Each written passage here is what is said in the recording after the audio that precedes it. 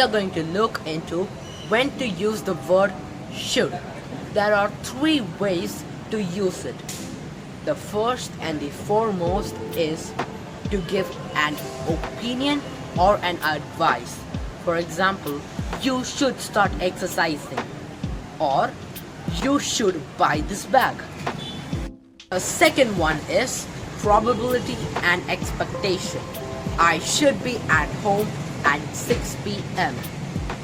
This should not cost too much. The last, third rule to use the word should is when you have a duty or an obligation. So the examples is, we should respect our parents. We should obey the traffic rules. So guys, don't forget to read the description below, and see you later.